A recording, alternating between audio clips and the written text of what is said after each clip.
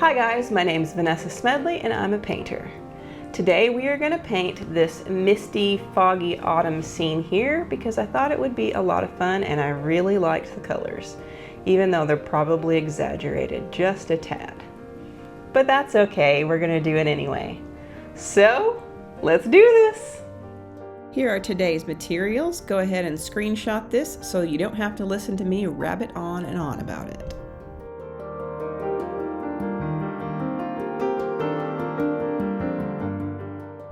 I start out with Aqua Rose, and then I mix Aqua Rose, Cadmium Yellow, and Sap Green to gray it down just a little bit. Then I mix the same three colors, but I add more yellow this time to make it a little more orange. Next I mix Cobalt Blue with Quinacridone Magenta and a little bit of lemon yellow to gray it down. Then I mix the same three colors but add a little bit more of the magenta in order to make this a warmer version of that purple.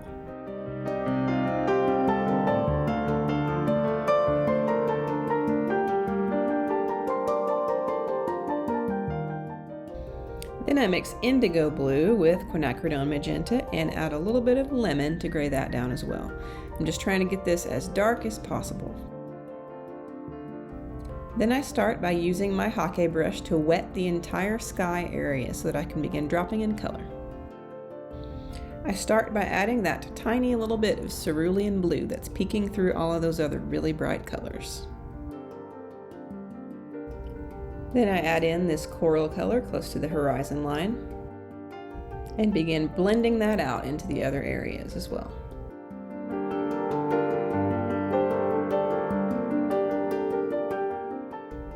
Then I begin adding this bright, almost neon Aqua Rose into the top cloud area here.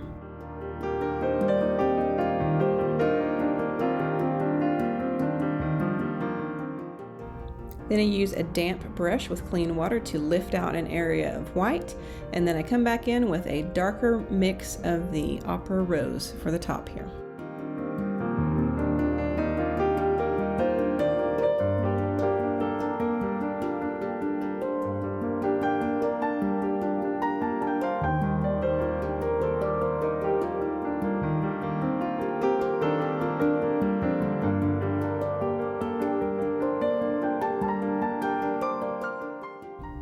I'm continuing to darken up the colors, but then I add a little bit of purple into the shadow side of these clouds.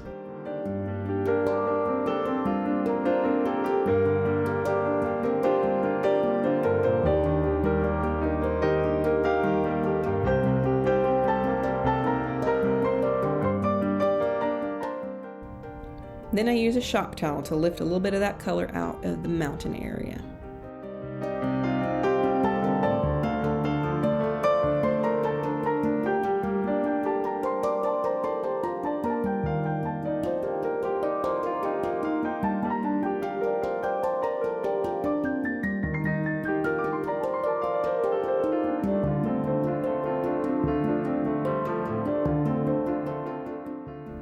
I have let all of that dry completely. Now I am coming back in and wetting the mountain area so that I can begin dropping in color there. Then I begin adding the cooler of the two purples that I've mixed up to the top of this mountain. And I'm going to make that darker and darker at the top, but make sure and blend it out softly at the bottom. That's just where the first layer of fog is going to be. So now I'm just using water to blend that down. Then I use a shop towel to pick up some of that color to make it a little bit softer of a blend. Now my mountain's a little bit smooth here, so I added a little bit of texture using dry brush on the side of my brush here.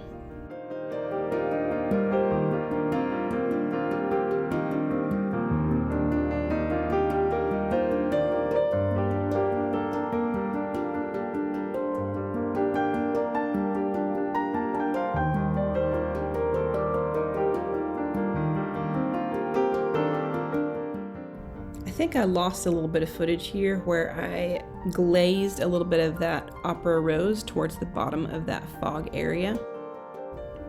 Here I'm using a little bit more of that purple for a tree line in the back.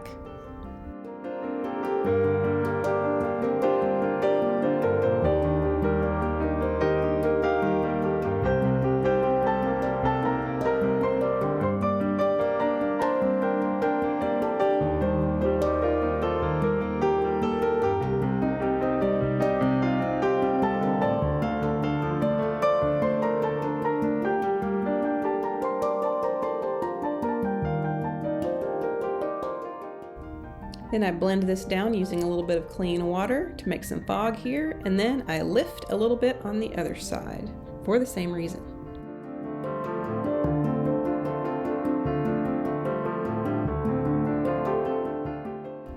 Now I have let that dry completely, and I'm using just a little bit of Opera Rose for the top of the farthest field here so that you can see it standing out against the trees. Now I'm wetting all of the foreground with my trusty Hake brush.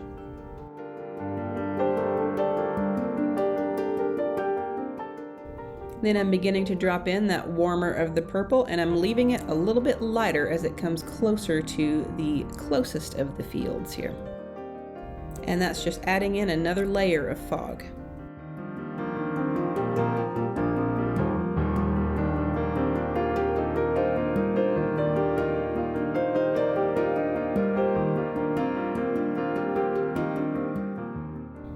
Now I'm leaving a gap for white, and I'm bringing in that same color into the foreground.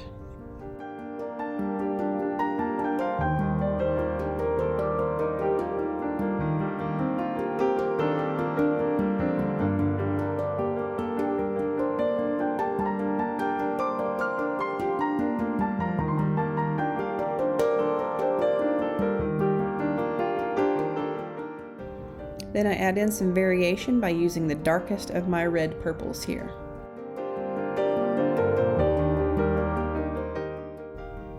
Just a little tidbit on fog. I used to work in a building where I worked on the 25th floor, and every time it was foggy in the morning, I would go up to the 25th floor and look out the windows of my office, and everything was completely and utterly white. Because the fog would rise up to the top of the building, and then it would just look like everything was completely erased out of my window. It was really very weird.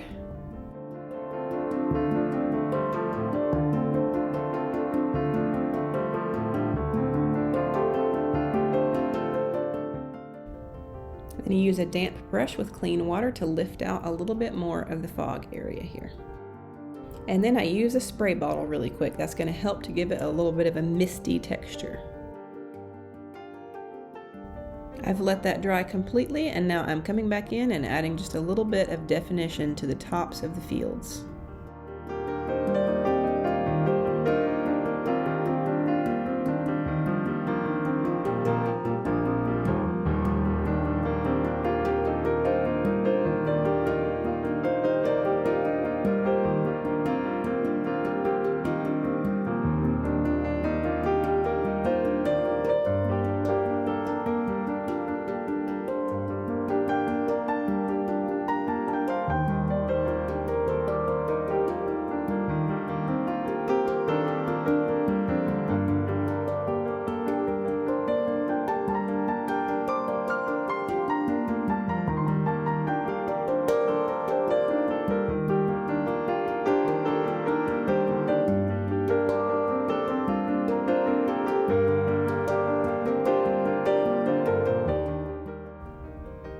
Now with a tiny zero-sized brush, I'm adding in very faint fence lines here. You can see them in the picture, but I also just think it adds a little bit of definition. But also you don't want to add too much detail to this because it's so far in the distance, you're definitely not going to see every little post. So just kind of fudge it, make it up.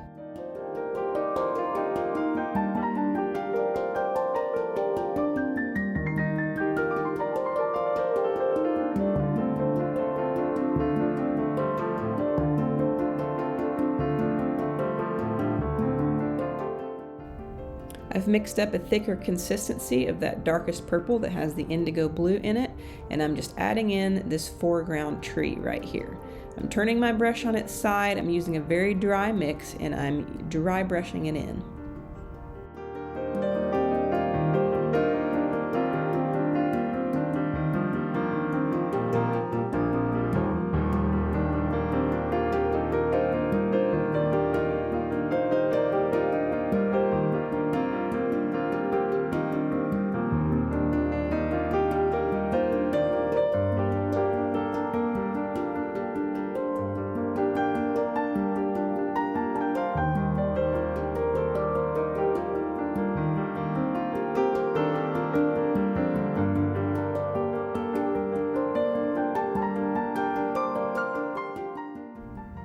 with this same mix, I'm just adding in that little tree that's hanging out back there by itself in the middle distance somewhere.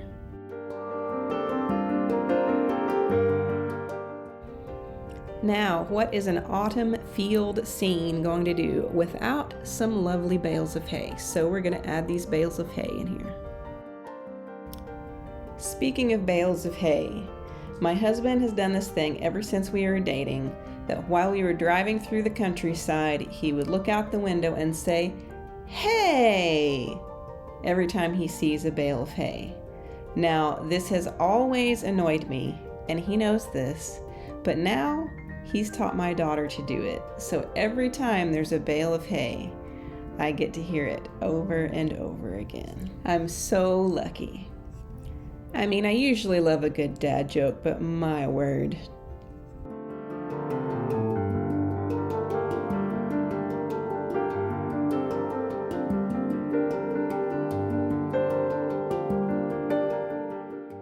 Just adding in a little bit of final detail, separating that one field from the other field.